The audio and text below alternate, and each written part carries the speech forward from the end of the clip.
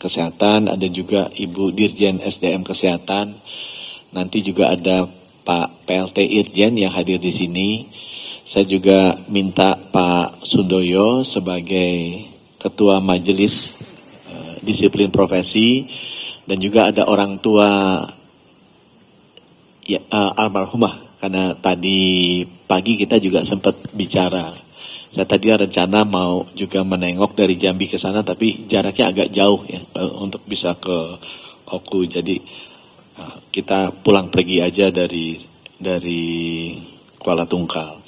Yang pertama, seperti yang saya sampaikan di sana juga, bahwa Kementerian Kesehatan itu berduka sekali, dan kita juga menyampaikan duka cita ini kepada seluruh orang tua dari 4 dokter internship yang tahun ini wafat ya, Dr. Andito, Dr. Kartika, Dr. Edgar, dan Dr. Mita. Kita melihat bahwa banyak yang harus dibereskan ya dari pelaksanaan program internship yang lakukan di rumah sakit di seluruh Indonesia ini ya. Sama seperti saat kita membereskan karena ada mahasiswa PPDS yang wafat juga waktu itu di Semarang, yang sekarang juga sudah selesai masalah legalnya secara tuntas ya. Jadi ini adalah proses yang sudah berjalan lama ya. Program internship itu sudah 10 tahun berjalan. Kita juga melihat bahwa banyak perilaku atau proses-proses dan budaya-budaya yang harus kita perbaiki, dan karena budaya ini sudah berjalan sejak agak lama, juga tidak mudah untuk merubah, tapi kita juga merasa yakin bahwa kedepannya hal ini tidak boleh terjadi lagi. Ya, tidak boleh ada dokter yang wafat karena adanya budaya kerja yang tidak baik yang dilakukan di rumah sakit, baik itu dalam program koas, dalam program internship maupun program PPDS. Jadi perbaikan budaya kerja, pembelajaran, pemahiran, pendidikan yang terjadi di rumah sakit untuk dokter-dokter muda kita, baik yang itu koas, baik itu internship maupun PPDS, harus tidak ada lagi. Ya, pembulian, pemerasan, pemaksaan itu harus tidak ada lagi. Dan Kementerian Kesehatan seperti yang sudah kita lakukan juga dulu di Semarang, kita sangat tegas dan berusaha untuk menghapuskan budaya-budaya yang lama yang buruk seperti ini ya.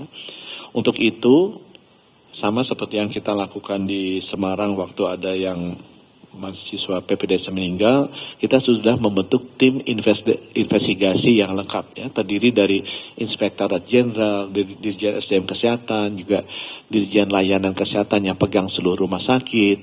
Kita ajak juga teman-teman dari ID lokal, kita ajak juga dari PAPDI, dan juga kita ajak Ikatan Alumni Universitas Sriwijaya, Fakultas Kedokteran, karena itu yang pertama kali menulis surat resmi ya. Tim ini tidak hanya memeriksa laporan secara normatif dari rumah sakit dan dinas kesehatan bersangkutan, tapi juga saya minta khusus untuk langsung bertemu dengan seluruh dokter internship. Ya.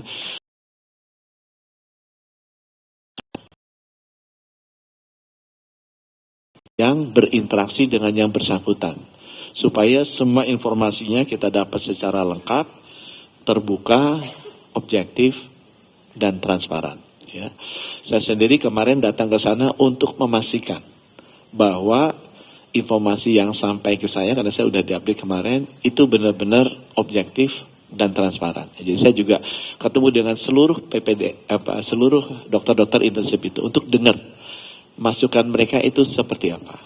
Tapi saya juga ingin adil, saya juga menemui dokternya yang menjadi dokter pembimbing, yang menjadi dokter di rumah sakitnya. Saya ketemu juga dengan manajemen di rumah sakitnya. Dan pagi ini saya juga bicara dengan orang tua dari almarhumah. Sehingga masukannya kita terima bukan sekedar masukan dari media sosial, tapi benar-benar masukan yang objektif ya dan transparan.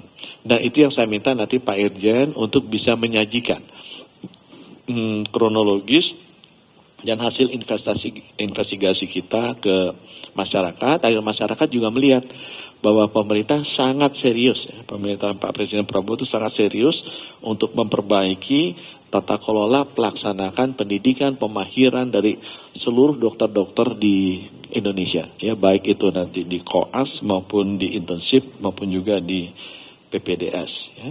Dan saya boleh sampaikan summary-nya yang sudah kita putuskan di sana. Yang pertama itu adalah pengaturan jam kerja. Jam kerja ini kita perjelas bahwa maksimal adalah 40 jam per minggu dan tidak boleh dipadatkan, dirapel. Jadi maksudnya, Pak, 40 jam seminggu, kita juga melihat aturan kita perlu diperbaiki, kurang jelas. Karena 40 jam seminggu boleh dong Pak, kalau gitu Senin Selasa kita kerja 20 jam, kemudian berikutnya libur. Itu kan 20 jam itu kan bikin sakit kan, dan memiliki potensi tidak baik. Jadi itu nanti kita larang. Itu 40 jam per minggu, dan harus 8 jam per hari untuk 5 hari kerja, atau kalau 6 jam, 6 jam dibagi 40 dibagi 6 hari gitu ya. 40 dibagi 6 hari itu sekitar 6 jam berapa gitu, hampir 7 jam gitu ya, 7 jam untuk 6 hari kerja. Tapi yang penting adalah tidak boleh lebih dari 40 jam, dan itu harus dibagi jelas tuh, kalau 5 hari berapa jam per hari, kalau misalnya 6 hari berapa jam setiap harinya. Tidak bisa dipadatkan, karena itu juga kita lihat terjadi banyak pemadatan dari jam kerja. Kemudian yang kedua juga kita ingin menegaskan bahwa dokter internship itu bukan pengganti dokter organik. Dokter internship itu tugasnya berlatih di bawah supervisi dokter pembimbing. Jadi mereka tidak boleh menggantikan dokternya. Karena itu yang terjadi sekarang, kalau ada dokter internship masuk, dokter yang ada di sana bisa tidak usah hadir, kemudian dokter internship yang kerja. Itu tidak boleh. Karena dokter internship itu prinsipnya harus didampingi. Ya, tidak boleh dipakai sebagai pengganti dari dokter organik. Kemudian yang ketiga yang kita sudah putuskan juga mengenai remunerasi. Jadi remunerasi dari dokter intensif ini itu terdiri dari 3. Ya, bantuan biaya hidup dari Kementerian Kesehatan berkisar antara 3 jutaan sampai 6,5 jutaan per bulan. Nanti Ibu Yuli yang bisa cerita. Ditambah juga tunjangan khusus dari pemerintah daerah. Ditambah lagi yang ketiga adalah jasa layanan yang diberikan dari rumah sakitnya. Nah, angka di sini sangat beragam antara daerah satu dengan daerah lain berbeda. Ini masukannya kita terima. Jadi ada daerah yang generous ngasihnya, ada yang tidak. Kemudian ini menjadi iri-irian. Karena satu angkatan bisa kemudian, oh saya di daerah ini saya dapat segini loh, di fotokopi, di share di WA group, sementara yang teman yang lain tidak. Yang sama hanya bantuan biaya hidup yang dari Kementerian Kesehatan, itu sama. Kalau ataupun berbeda-beda antara tergantung lokasinya, tapi semuanya itu dibagikan, sudah disiplin, waktunya sama, dan juga besarnya konsisten gitu. Tergantung di mana dia berada. Yang tadi saya sampaikan antara 3 sampai 6,5 juta. Itu yang kita bagi tiap bulan. Tapi yang dibagikan dalam bentuk tunjangan khusus dari pemerintah daerah maupun pembagian jasa layanan dari rumah sakit itu masih tidak sama. Sehingga nanti kita akan segera mengeluarkan aturan agar semua wahana internship, baik itu puskesmas atau rumah sakit, masing-masing Pemda itu harus mengikuti standar minimal remunerasi. Ya, jadi baik tunjangan khususnya maupun jasa layanannya itu ada batas minimalnya. Yang kita rasa make sense untuk bisa dibayarkan oleh masing-masing pemerintah daerah, karena mereka juga mendapatkan benefit. Ini adalah tenaga-tenaga kesehatan yang dimagangkan di rumah sakit mereka.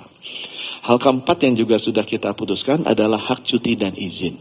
Ya, kita tegaskan bahwa setiap peserta internship yang tadinya boleh izin 4 hari, kita tegaskan dia boleh cuti 10 hari. Cuti itu artinya cuti biasa gitu. Jadi mereka bisa benar-benar cuti nggak usah diganti gitu. Ini sama seperti cuti biasa, tidak perlu digantikan. Dan mereka juga bisa cuti sakit, cuti melahirkan sesuai aturan yang berlaku. Di luar yang 10 hari ini. Ya, jadi kalau contohnya, saya sakit Pak, sakitnya menurut dokter 3 hari, ya dia bisa cuti 3 hari. Kalau dia sakitnya misalnya 1 bulan, ya bisa cuti 1 bulan. Kalau dia melahirkan, ya dia cuti melahirkan sesuai dengan aturannya. Dan cuti ini tidak harus diganti. Karena selama ini kan yang mereka khawatirkan kalau cuti sakit sebulan, misalnya mereka prolong di belakang. Itu nanti tidak usah. Jadi cuti yang tadi, yang 10 hari maupun cuti lainnya, cuti khusus karena sakit, karena melahirkan, itu tidak perlu diganti. Tapi mereka tetap harus memenuhi syarat minimal kompetensi atau jumlah kasus untuk lulus. Karena yang penting kan, misalnya, supaya lulus harus bisa 5 kali misalnya melahirkan gitu. Atau kalau dokter gigi mesti bisa, ini angkanya saya nggak ingat ya, saya kasih contoh aja ya. Misalnya dokter gigi harus 10 kali nambal. Tiba-tiba yang bersangkutan sakitnya 6 bulan. Jadi nambalnya baru 5 kali. Nah, itu otomatis yang bersangkutan belum selesai. Belum bisa kita bilang lulus. Dia harus menyelesaikan sampai 10 kali nambal. Itu contohnya. Supaya apa? Supaya fungsinya internship ini kan kita ingin memastikan bahwa dokter-dokter yang lulus nanti atau dokter gigi benar-benar terampil dan standar keselamatan pasiennya bisa kita jaga. Ya, jadi mereka harus benar-benar mampu melakukan beberapa kompetensi-kompetensi yang dasar. Tapi itu tadi cutinya dari 4 hari sampai 10 hari itu yang tanpa izin apa-apa. Tapi untuk yang cuti-cuti khusus seperti sakit dan hamil itu sesuai dengan aturan yang ada dan tidak usah diganti atau istilahnya prolong. Nah, sebagai tindak lanjut ada yang belum selesai. Ya, yang belum selesai adalah dalam proses perawatan yang bersangkutan, kita melihat ada yang perlu diperbaiki secara medis. Itu sebabnya di sini saya ajak juga Pak Sundoyo, Ketua Majelis, untuk bisa melakukan audit medis terhadap tindakan-tindakan yang dilakukan terhadap almarhumah. Apakah sudah benar prosedurnya, diagnosanya sudah benar, pemberian obatnya sudah benar, itu akan dilakukan oleh Majelis Disiplin Profesi yang diharapkan dalam seminggu selesai. Jadi minggu depan harusnya nanti saya minta Konsil Kesehatan Indonesia dan Majelis Disiplin Profesi untuk kembali melakukan press conference lah untuk bisa menyampaikan kesimpulan hasil audit medisnya itu seperti apa. Kemudian kita juga yang terakhir kita lakukan adalah kita ingin memastikan seluruh peserta internship ini dilakukan cek kesehatan gratisnya Pak Presiden Prabowo. Ya. Sebelumnya mesti kita cek kesehatan gratis ya, termasuk ronsennya gitu nanti. Dan di bulan ke-6 kita lakukan sekali lagi cek kesehatan gratis untuk mengetahui kondisinya, untuk memastikan bahwa yang bersangkutan benar-benar sehat. Dan itu dilakukannya sesuai dengan program CKG-nya kita. Nah, Dokter nanti mau ada tambahan dulu sebelumnya dok, sebelum nanti kita lemparkan ke Pak Irja. Silakan Pak Wamen. Terima kasih Pak Menteri. Selamat siang teman-teman media sekalian. Jadi sebenarnya ada 2 hal yang kami akan tetapkan dan kami akan tindak lanjuti secara tegas. Yang tadi sudah disampaikan oleh Pak Menteri. Yang pertama adalah bahwa semua tenaga, semua pasien, bahkan semua pasien apalagi tenaga-tenaga kedokter yang bertugas untuk merawat pasien harus mendapatkan pelayanan medis yang baik. Untuk itu, kami ingin melakukan audit medis. Dan mohon maaf, audit medis itu sifatnya konfidensial. Tidak boleh dibuka secara umum. Itu nanti akan dilakukan oleh Majelis Disiplin Profesi dengan melibatkan organisasi profesi yang terkait. Kalau audit medis tadi sudah dilakukan dan ternyata ada kesalahan, tentu ada konsekuensinya dari kesalahan medis yang mungkin terjadi. Ini mungkin ya, baru mungkin ya, belum tentu ada kesalahan. Akan dapat implikasi dari akan dapat konsekuensi dari tindakan medis yang tidak sesuai. Itu yang pertama. Yang kedua, tadi Pak Menteri sudah menyampaikan bahwa tata kelola secara umum untuk dokter intensif akan kita perbaiki sehingga tidak merugikan pihak manapun, mereka bisa tetap belajar, mereka bisa tetap mendapatkan perlindungan baik secara finansial, secara ekonomi, kemudian secara kesehatan, dan kami akan menyusun juknis untuk memberikan proteksi kepada mereka sehingga mereka tidak mempunyai resiko tertular penyakit di lapangan, kemudian sakit di lapangan, dan kalau itu pun terjadi akan kita berikan support untuk ditata laksana secara maksimal. Mungkin itu saja yang bisa saya sampaikan, Pak Menteri. Terima kasih. Terima kasih Pak Wamen. Sekarang nanti saya minta Pak PLT Irjen untuk menyampaikan hasil auditnya kita ya, biar ini transparan lah teman-teman sekalian. Silakan Pak. Baik, terima kasih Pak Menkes. Bismillahirrahmanirrahim. Assalamualaikum warahmatullahi wabarakatuh. Selamat sore rekan-rekan media. Jadi kami akan menyampaikan hasil investigasi terhadap permasalahan yang ada internship di RSUD Kiai Haji Daud Arif. Ini seperti yang disampaikan oleh Pak Menkes tadi, bahwa tim ini adalah tim gabungan, utamanya adalah tim dari Kementerian Kesehatan, dari Inspektorat Jenderal, kemudian ada dari Ditjen SDMK dan dari Ditjen Kesehatan Lanjutan. Pertama, kami di slide selanjutnya kami sampaikan informasi umum terlebih dahulu di slide selanjutnya, silakan. Nah, Rumah Sakit Umum Daerah Kiai Haji Daud Arif yang lokasinya ada di Kuala Tungkal ini merupakan salah satu wahana dari dokter intensif, dokter umum. Di sana, kalau lihat gambarannya, ini ada tenaga dokter sekitar 36, dokter dan dokter spesialis dengan jumlah perawat 238, di mana rata-rata keisian tempat tidur itu 62,43%. Dan jumlah pasien di UGD itu sendiri ada sekitar 30 pasien per hari. Kalau kita lihat jarak dari Jambi ke Kuala Tungkal, ini ada sekitar menempuh waktu sekitar 3-4 jam.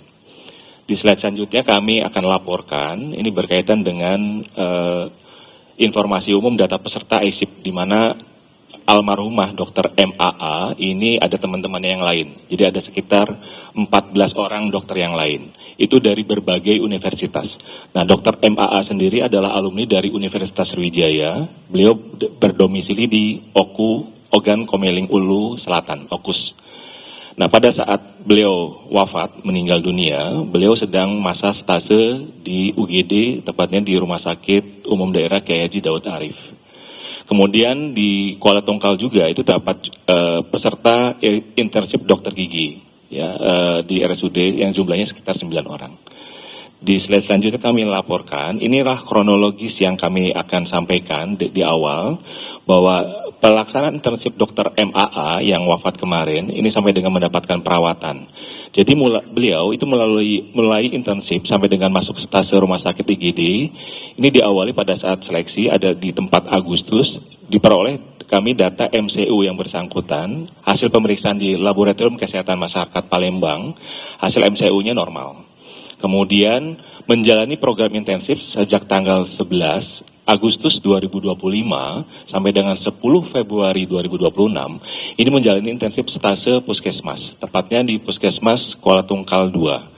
Sepanjang proses menjalani intensif tersebut, Dr. MAA tidak ada keluhan kesehatan. Kemudian pada tanggal 11 itu mulai periode intensif stase di Rumah Sakit Kuala Tungkal. Dan dilaporkan juga kami memperoleh datanya yang bersangkutan dalam kondisi sehat.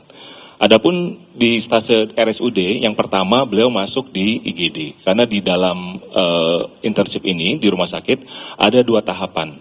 Itu nanti di UGD terlebih dahulu atau di Bangsal. Jadi di sana dari sekitar 15 orang itu dibagi 2 kelompok besar, kelompok kecil. Jadi ada yang mengawali stasenya di IGD terlebih dahulu, di tahap yang lainnya menjalani stase di ruang rawat inap atau di Bangsal. Demikian pun sebaliknya. Dan itu masanya adalah 3 bulan. Selanjutnya, di slide selanjutnya kami laporkan di tanggal 26 Maret ketika menjalani stase IGD tadi di Kuala Tungkal, Dr. MAA ini merasakan gejala penyakit dan tetap bertugas di UGD.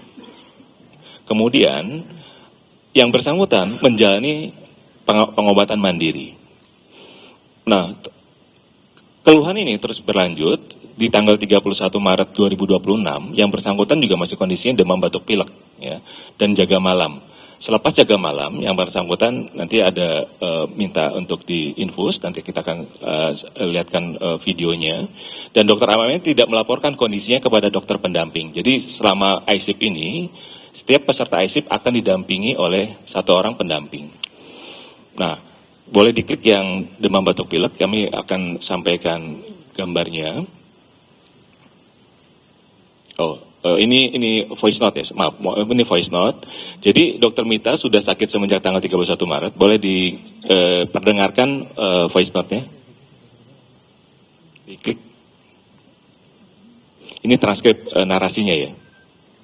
Jadi Dr. Mita ini menyampaikan keluhannya ke Dr.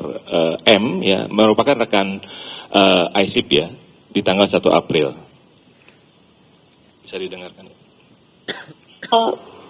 Kok kelihatan sakit nian gitu. Iya bang, Mita bilang kan batuk pilek bang, demam panas nian, silau udah bisa buka mata gitu kan. Dicobanya lah bang tuh, panasnya katanya jam 12-an tuh ya, ini 40-an ini katanya 41 gitu. Injek bela bang, udah ada bang injek, udah usah bang, kata Mita sakit, Mita takut gitu kan. Dah injek ambil lah dulu ini katanya. Dia kayak bohannya kan, udah usah bang, minum obat B, sudah minum lah PCT 1000 mili gitu, dikasih lah 1000 mili jam. Nah, berikutnya di voice note yang kedua juga masih kepada rekannya Dr. M. Silakan diperdengarkan kembali. Belum minum, terus tuh kayak yang apa ya Renca? Nggak baca, napas aku panas, hidung aku panas, semua hal ini panas, sepanas itu Ren memang. Tapi aku gigil, minum kata bang tuh, buka B maskernya. Aku pakai masker karena aku batuk pilek kan, takut B gitu kan. Buka B, biar pas nafasnya enak, minum. Mual bang, nak muntah gitu ya sudah aku ambilkan obat. Dan ambilnya obat Diolan, so biasa sih memang. Cuman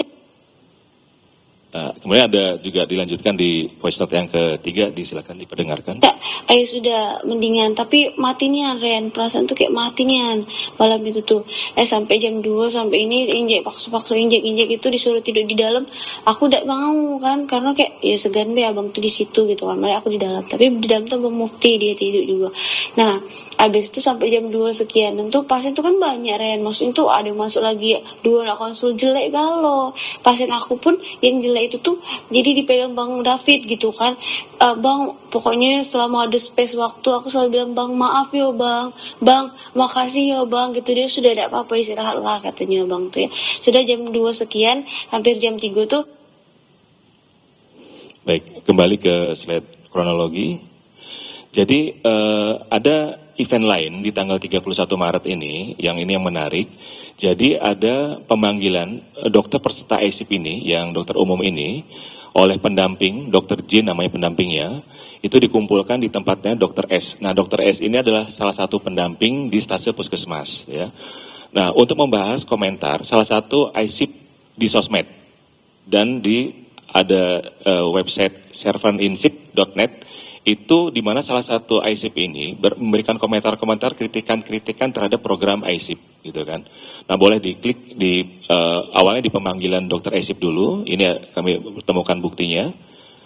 Ini jadi dokter J ini lalu mengundang semua peserta ISIP untuk datang ke kediaman dokter S ya, di sore hari. Kembali ke sebelumnya. Nah, coba di komentar di salah satu medsosnya. Nah, ini salah satu peserta ISIP ini berkomentar. Nah, setuju agar daerah-daerah yang bla bla bla bla gak seenaknya sama dokter ISIP, masa kerja setiap hari tapi dokter pembimbingnya bla bla bla. Itu ada keluhan, ada kritikan-kritikan ini yang disampaikan ke Wahana oleh salah satu ISIP. Nah, kemudian juga ada beberapa komentar. Boleh kembali ke slide sebelumnya. Nah, di salah satu website serverinsip.net, ini adalah website yang dimana isinya itu menampung berbagai keluhan program-program internship ini, yang memang salah satu rekan ISIP di Rumah Sakit Dr. Daud Arif ini menyampaikan keluhannya. Ya, ini menyampaikan tentang deskripsi pekerjaan. Jadi administrasi, beberapa dokter spesialis ada yang bisa diajak diskusi seperti sasa anak dan bedah. Kalau dokter Obgyn dan dokter PDI, jangan harap karena mereka orang anti kritik dan seterusnya. Jadi ada beberapa kritikan-kritikan yang memang ini akhirnya peserta ISIP dipanggil oleh pendamping. Boleh kembali ke slide sebelumnya. Nah, berikutnya di tanggal 11, ini dokter MAA masih jaga pagi di IGD dengan kondisi masih batuk pilek, demam. Diberikan obat oleh dokter IGD. Demikian pun di tanggal 12. Nah, di tanggal 13 April, di mana 13 April ini hari ulang tahun dari dokter MAA. Jadi dia mendapatkan infus, jadi pasca jaga malam, kemudian di UGD dia mendapatkan infus, dipasang infus, dan nanti coba bisa diklik dokter MAA.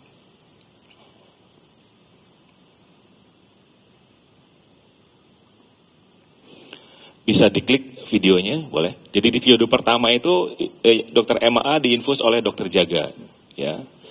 Dapat jenis obat.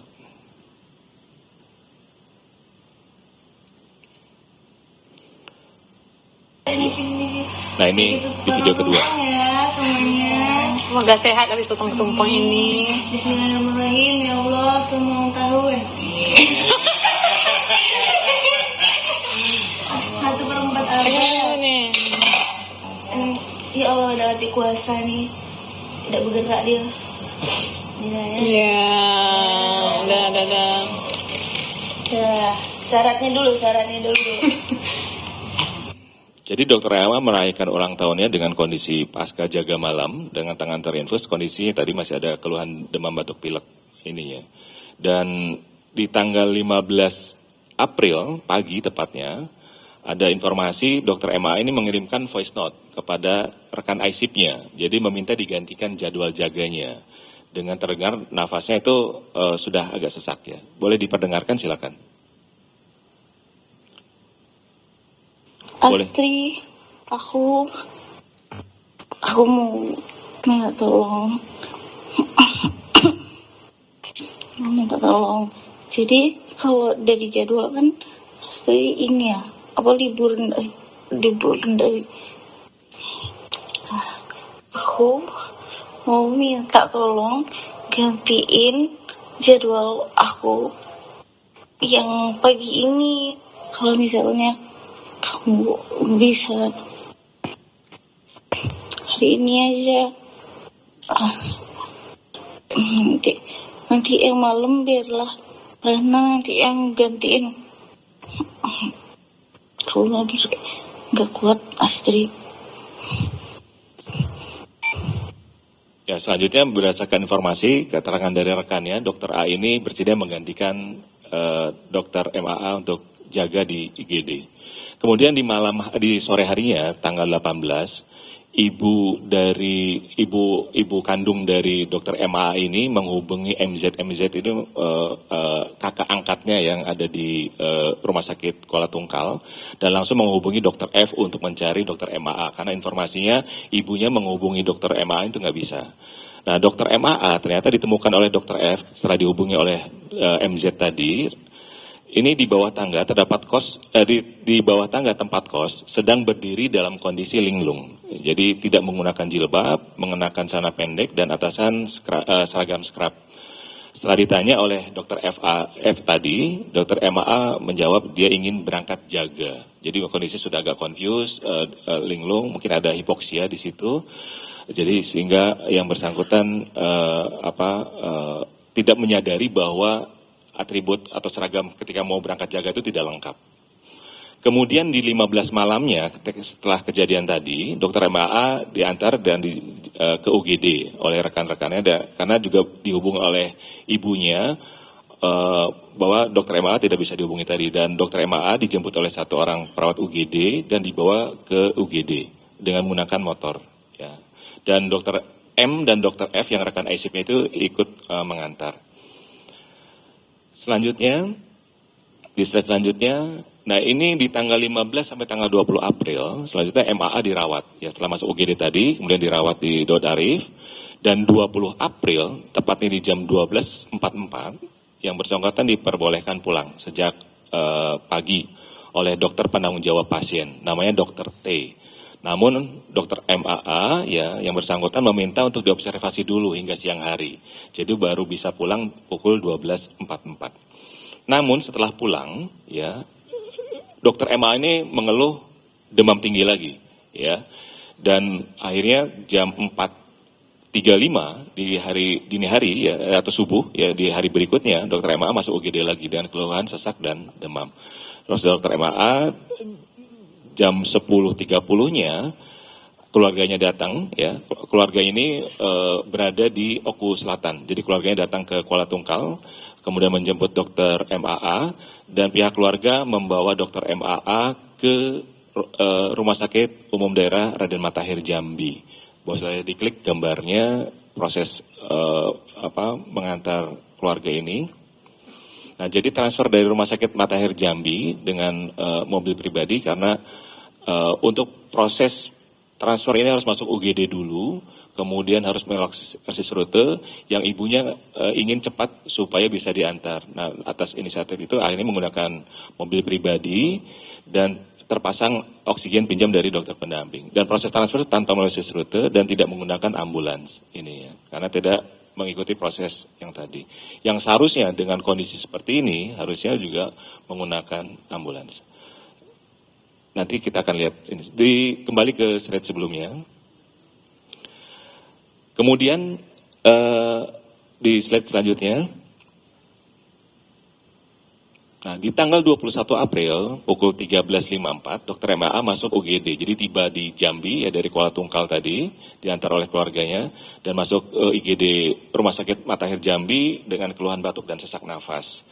Kemudian di tanggal 24 prosesnya sudah dirawat ya dan diperbolehkan pulang. Ya, jadi sekitar 3 hari ya dirawat di Rumah Sakit Matahir Jambi, diperbolehkan pulang oleh dokter penanggung jawab di Rumah Sakit Matahir Jambi, namanya Dr. M, dan direncanakan untuk kontrol ke poli paru di tanggal 29 April 2026. Nah, namun pada saat itu hasil pemeriksaan dari Dr. Mita ini oleh keluarga belum diterima. Selanjutnya tanggal 24 ini oleh keluarga diantar ke Kuala Tungkal untuk melanjutkan proses ISIP-nya. Kemudian tiba di Kuala Tungkal, nanti boleh disampaikan di slide selanjutnya. Nah, ini perjalanan dari Jambi ke Kuala Tungkal. Jadi karena sudah diperbolehkan pulang kondisi sehat dan dokter MAA ini ingin melanjutkan proses ISIP-nya. Namun setelah lihat kondisi, pendampingnya menyarankan agar yang bersangkutan beristirahat sekitar 1 minggu atau 2 minggu di kosan. Nah, karena memang kondisinya dapat istirahat, ibunya meminta izin untuk dibawa ke rumah di Oku Selatan, ya, karena ingin dirawat oleh keluarganya. Karena kalau di kosan itu nanti tidak ada siapa-siapa, karena rekan satu kosannya juga semua sedang melaksanakan ISIP. Nah, kalau boleh digambarkan, perjalanan dari Jambi ke Kuala Tungkal yang jaraknya kalau kami hitung pakai Google Maps itu ada sekitar 120 km. Ya, di waktu tempuhnya sekitar 3 jam perjalanan darat menggunakan mobil. Nah, kemudian di tanggal 25 ya setelah diperbolehkan pulang kembali dari Kuala Tungkal ke Jambi. Ya, jadi ke Okus itu melalui Jambi. Nah, ternyata berdasarkan informasi yang kami dapat, keluarga tidak mengantar langsung ke Okus, tapi dibawa ke Palembang dulu, ya, untuk istirahat, ya, karena perjalanan sangat jauh itu 395 km lebih kalau sampai ke Okus Selatan, ke Palembang saja sekitar waktu tempuhnya sekitar 10 jam. Nah, tiba di Palembang itu 25 April malam. Nah, di sana tinggal di saudaranya keluarga MAA. Jadi ada keluarga di Palembang, ada adiknya ya. Nah, kemudian di sana dirasakan ada demam oleh dokter MAA. Ya, jadi kemudian dirawat dulu, kemudian baru pagi harinya, ya, itu di subuh ya, kurang lebih pagi harinya, itu diantar dari Palembang ke Okus. Jadi melaksanakan perjalanan lagi sekitar 324 kiloan kalau saya coba cek di Google Map. Itu waktu tempuh sekitar 6 jam. Dan tiba di Okus itu sekitar pukul 16. Namun karena kondisinya demam, langsung masuk ke klinik Ismada. Nama klinik ini adalah milik paman dokter MAA. Dan di sana hanya 2 jam langsung minta keluarganya untuk dibawa ke Palembang, tepatnya ke Rumah Sakit Husin Palembang. Jadi hanya 2 jam di klinik tersebut, balik lagi ke Palembang.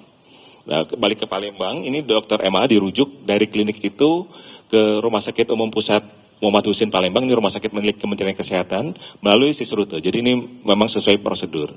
Kemudian di 27 April dini hari tiba di Husin. Jadi perjalanannya sekitar 7 jam ya, perjalanan jam 6 berangkat, jam 1 dini hari tiba di Husin.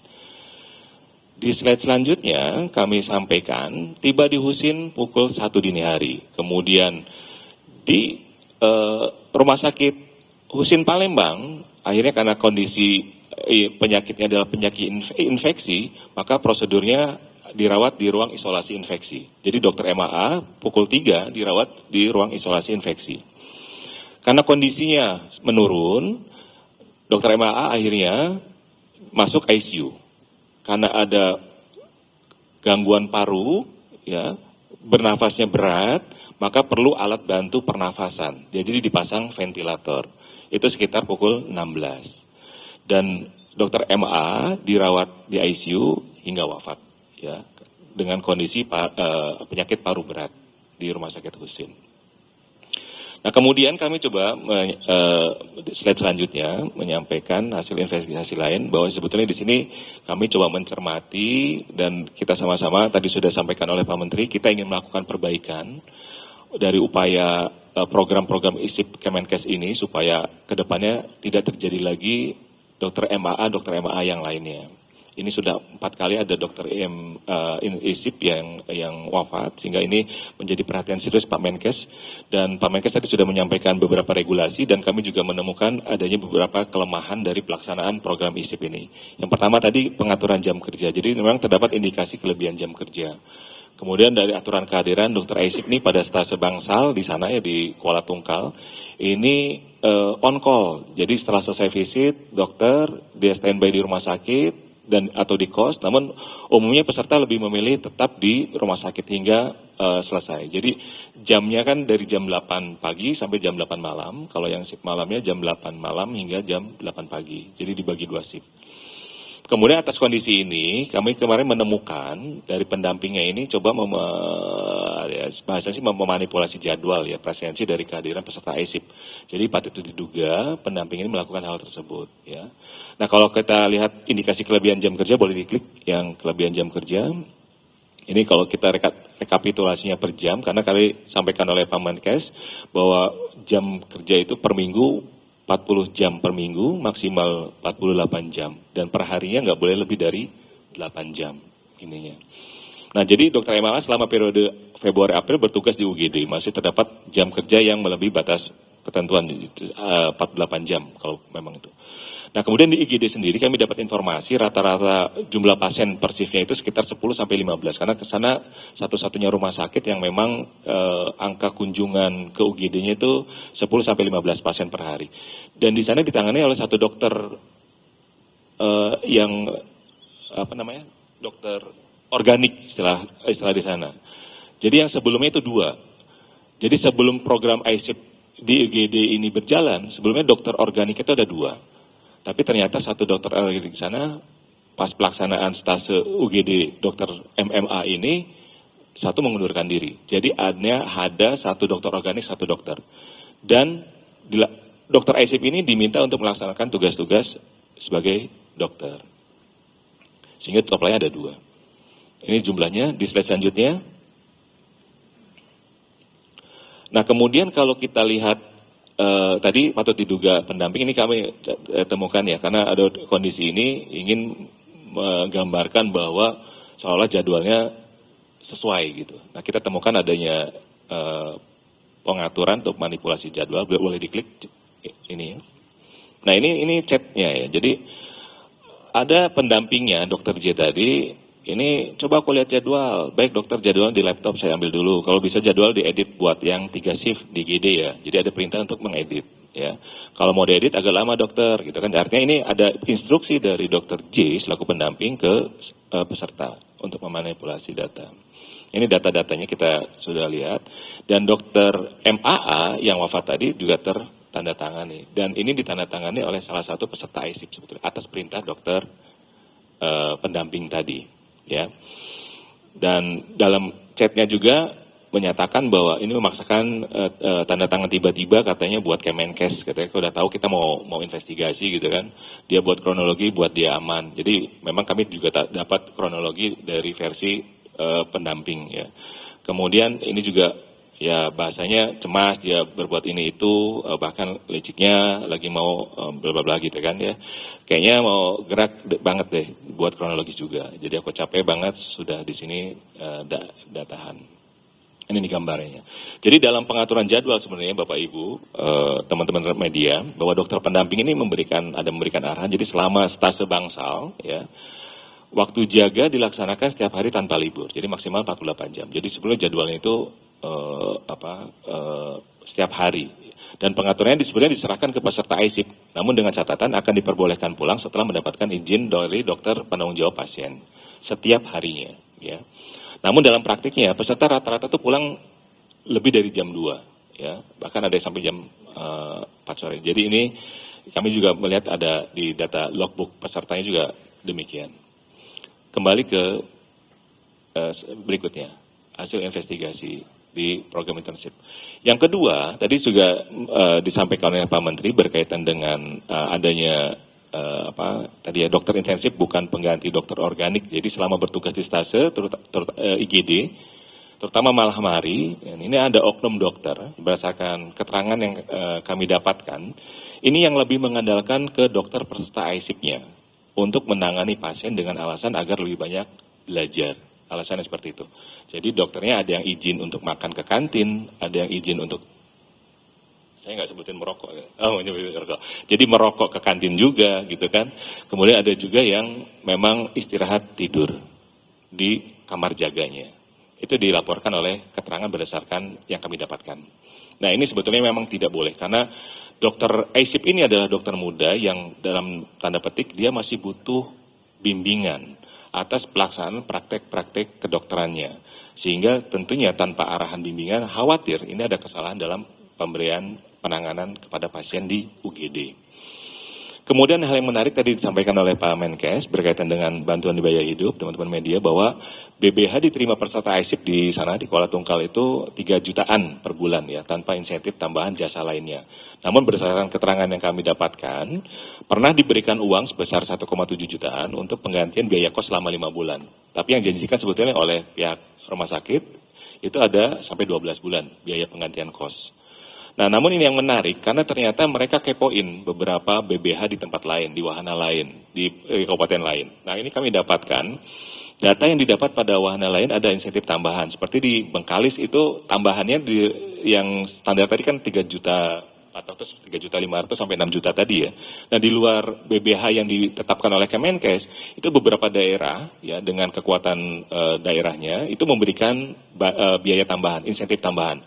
Di Bengkalis itu ada sekitar 5 jutaan per bulan. Di Kabupaten Seruyan itu 3 jutaan per bulan. Di Halmahera Utara itu sekitar 1,5 sampai 2,5 jutaan per bulan. Di Indragiri Hulu itu sekitar 1,5 per bulan. Dan di Nunuka itu sekitar 1 juta per bulan.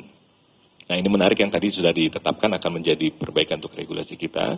Dan berkaitan dengan hak cuti dan izin, ini menarik kami temukan di sana. Jadi sesuai dengan kesepakatan awal di wahana Kuala Tungkal, di ASIP ini diketahui bahwa peserta ASIP harus memenuhi jadwal jaga dan target kinerja tertentu atau target kompetensi tadi yang disebutkan Pak Menkes agar dapat lulus. Nah, hal ini patut diduga menjadi salah satu penyebab Dr. MM ini enggan untuk izin sakit karena tidak ingin terdapat waktu tambahan atau prolong. Jadi dia nggak mau, dia ketakutan kalau waktunya malah panjang. Nah, kemudian sesuai kesepakatan awal stase juga diketahui bahwa peserta ASIP ini hanya mempunyai 4 hari yang tidak perlu diganti jika berhalangan masuk. Jadi jika sakit itu 4 hari. Namun kalau lebih dari itu, ya tetap harus diganti. Walaupun kondisinya sakit. Tadi regulasinya sudah diubah ya untuk kedepannya oleh yang sudah disampaikan oleh Pak Menkes. Nah ini yang menjadi patut diduga menjadi penyebab Dr. MA ini tetap sakitnya tetap masuk ketika sakit ya. Jadi tidak ingin diperpanjang waktunya. Dan adanya arahan bagi peserta ASIP yang tidak hadir atau izin agar diganti oleh temannya. Nah ini menarik lagi. Jadi ada kalau memang sakit, tadi kan ada rekamannya itu ya. Jadi kalau sakit minta tolong ke ICP yang lain untuk menggantikan gitu. Supaya terpenuhi jumlah dokter ICP yang ada di bangsal tersebut atau di IGD tersebut. Sehingga peserta yang sakit tadi memaksakan diri untuk tetap menjalankan jadwal jaga. Tapi walaupun tadi ada yang minta tolong juga, akhirnya tetap diganti karena memang sudah terengah-engah ketika juga minta tolong untuk digantikan. Nah, selanjutnya hasil investigasi kami yang kami temukan di slide berikutnya. Ini terkait dengan tata laksana medis yang tadi sudah disampaikan oleh Pak Menkes. Ini akan dilakukan audit medis, namun ada beberapa hal yang kami coba temukan di tanggal 13 April tadi itu kan atas permintaan sendiri diminta diinfus gitu kan di ruang jaga, dan seharusnya kan diperlakukan sebagai pasien kalau sudah memang indikasi jaga, dia sakit, kemudian ya harusnya dirawat di ruang rawat inap yang semestinya. Kemudian di 20 April ada kondisi tanda kita membaik, diizinkan pulang dari perawatan Kuala Tungkal. Nah, ini yang nanti pendalamannya melalui audit medis untuk membuktikan apakah sesuai indikasi atau tidak yang bersangkutan diperbolehkan pulang oleh dokter penanggung jawab pasiennya. Kemudian 21 April, Dr. MAA dibiarkan berangkat ke UGD Daud Arif menuju Matahir dengan mobil pribadi dan hanya dibekali oksigen tadi itu. Jadi harusnya memang melalui prosedur menggunakan ambulans dan informasi dari keluarganya, pihak rumah sakit tidak menawarkan ambulans. Kemudian 24 April, Dr. MAA diizinkan pulang, ya, Matahir Jambi dinyatakan setelah ini nanti didalami melalui audit medik apakah indikasinya sesuai atau tidak. Dan di 25 sampai 7 April ini yang tadi kita lihat gambar perjalanannya panjang, ada perjalanan panjang setelah sembuh dari Rumah Sakit Matahir Jambi, berangkat kembali ke Kuala Tungkal untuk mengikuti program lanjutan ICP-nya, namun sudah diizinkan oleh pendampingnya untuk istirahat selama 1 minggu 2 minggu, akhirnya atas inisiatif keluarga dibawa istirahat ke Okus, ke rumahnya, keluarganya. Jadi ada perjalanan dari Jambi ke Kuala Tungkal, kemudian dari Kuala Tungkal ke Palembang, di sana sempat demam, ya. Kemudian setelah agak mendingan berangkat lagi dari Palembang ke Okus, dan ternyata sakit dirawat di klinik 2 jam tadi, dari Okus balik lagi ke Palembang. Dan di sana sampai dengan beliau meninggal dunia di Rumah Sakit M. Husin Palembang. Selanjutnya, itu yang bisa kami laporkan teman-teman media, ini sebagai gambaran. Namun dari sisi medisnya, kami tidak punya kompetensi untuk melakukan penelusuran lebih lanjut. Ini yang tadi sudah disampaikan oleh ini, dan nanti Bu Dirjen akan juga menyampaikan bagaimana kebijakan selanjutnya dari program ICP ini untuk perbaikan-perbaikan. Kepada Bu Dirjen, Bu Yuli, disilakan. Bismillahirrahmanirrahim. Assalamualaikum warahmatullahi wabarakatuh.